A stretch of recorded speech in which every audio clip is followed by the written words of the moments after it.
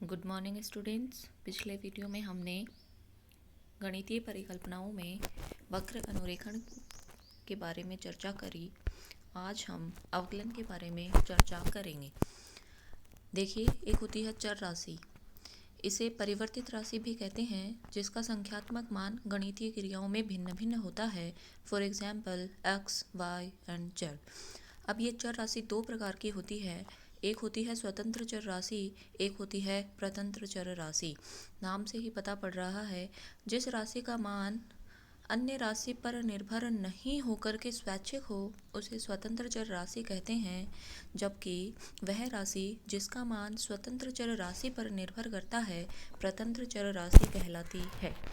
ये तो हुई चर राशि। अब देखिए अचर राशि, स्थिर राशि भी कहते हैं इसे, जैसे 1, 2, 3, 1/5 etc। एक चर राशि में दूसरी चर राशि के सापेक्ष परिवर्तन की दर दूसरी राशि के सापेक्ष अवकलन गुणांक या अवकलज कहलाता है। माना दो चर राशि x व y हैं, तो राशि y में राशि अक्ष के सापेक्ष परिवर्तन की दर ही y का अक्ष के सापेक्ष अवकलज है तथा इसे dy/dx से प्रदर्शित करते हैं। कुछ अवकलन सूत्र लिखे हैं मैंने, इनको देखें आप। यदि कोई चर अचर राशि है, उसका अक्ष के सापेक्ष अवकलन करेंगे तो वो 0 होगा। अक्ष की पावर n का होगा n, x की पावर n-1।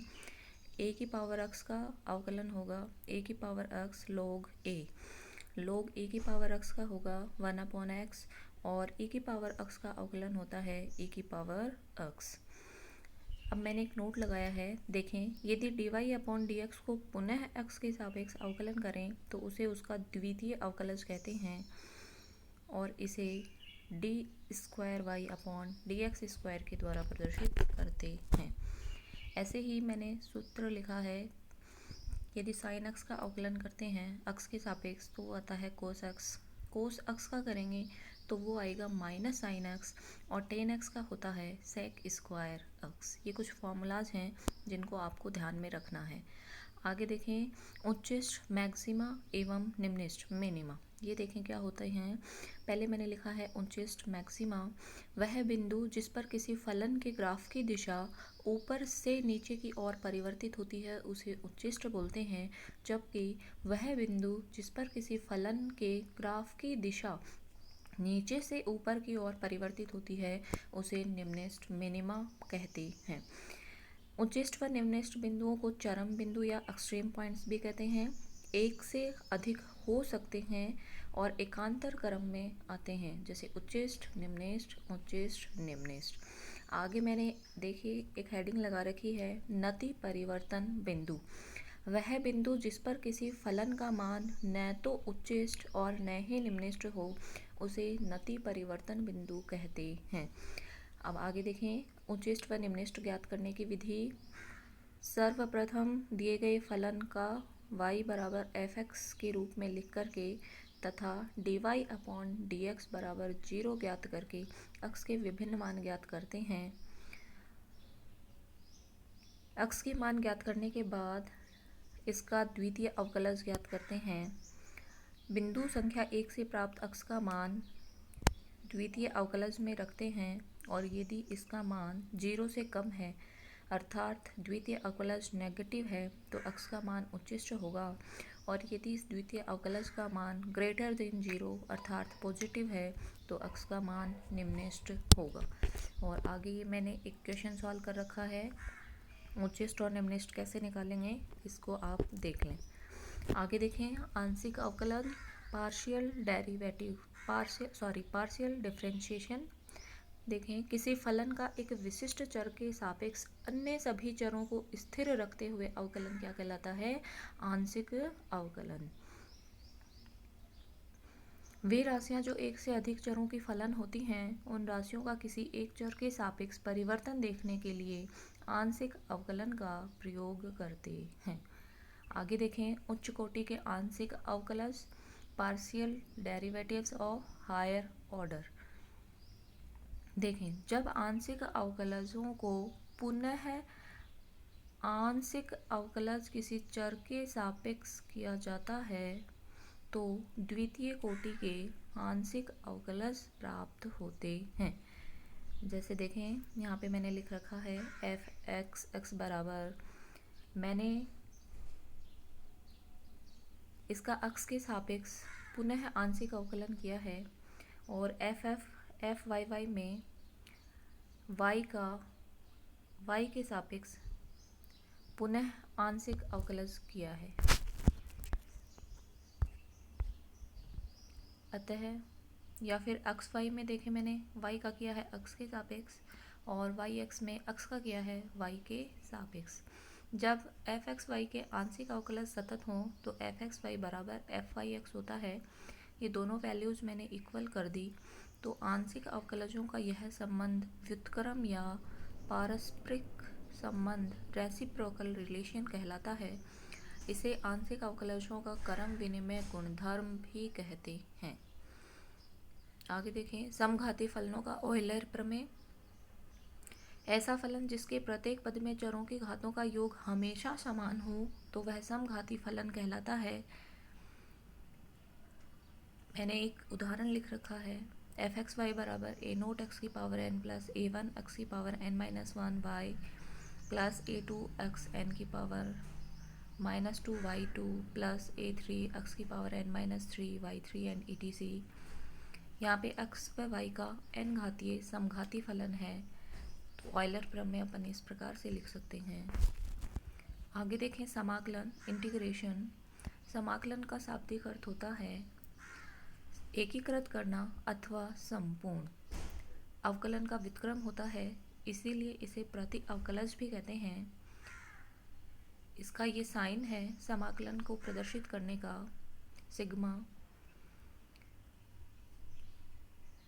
जब आप अक्ष का dx के सापेक्ष समाकलन करते हैं तो ये आता है एफ एक्स प्लस सी, जहाँ से ये एक अचर राशि है तथा किसी भी अचर राशि का अवकलन शून्य होता है। अतः प्रत्येक समाकलित मान के अंत में c जोड़ते हैं और इसे निश्चित समाकलन कहते हैं। ये कुछ मैंने फॉर्मूलाज लिखे हैं महत्वपूर्ण सूत्र समाकलन के, ये आप देख लेंगे। आगे देखें, फैक्टोरियल क्रम गुणित। प्राकृत संख्या n का क्रम गुणित उस संख्या तथा उसके पूर्व की समस्त प्राकृत संख्याओं के गुणनफल का मान होता है। इसे कोष्ठक n या n फैक्टोरियल से व्यक्त करते हैं। n फैक्टोरियल बराबर n गुणा n माइनस वन गुणा n माइनस टू गुणा n माइनस थ्री गुणा 4 3 2 1, जहाँ पे n पूर्णांक संख्या है। प्राकृत संख्याएं वे होती हैं जो 1 से स्टार्ट होती हैं। शून्य का फैक्टोरियल 1 होता है। यदि संख्याएं ऋणात्मक हैं तो उनका क्रम गुणित अनंत होता है।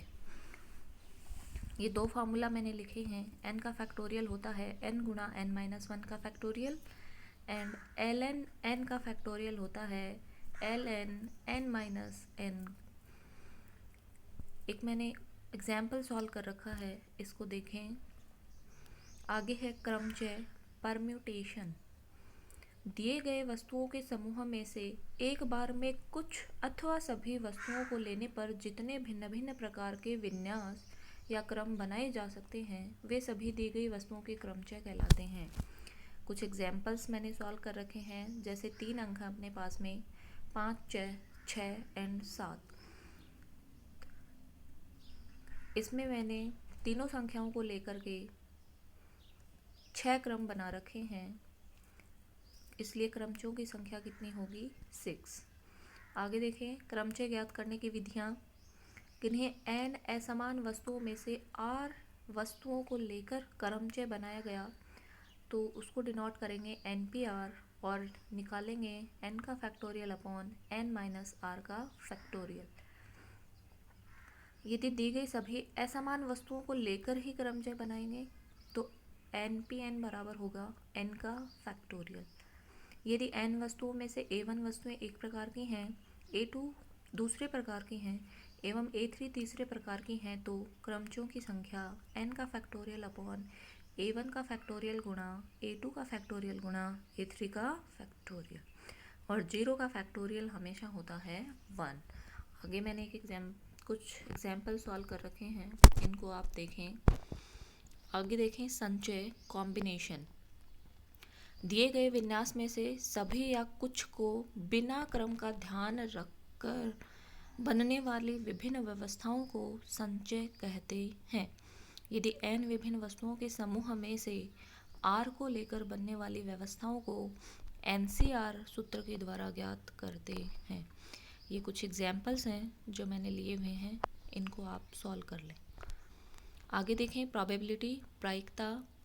प्रायिकता वह प्रक्रिया है जिसमें किसी घटना के परिस्थिति एवं सूचना के आधार पर घटित होने के बारे में अनुमान लगाया जा सकता है। फॉर एग्जाम्पल, सिक्के के उछालने पर हेड या टेल का आना, पासा फेंकने पर 1 से 6 नंबर में से किसी भी एक संख्या का आना, ताश की गड्डी में से किसी एक पत्ते को निकालना और उस पत्ते का रानी का होना, ये सभी प्रोबेबिलिटी होती हैं।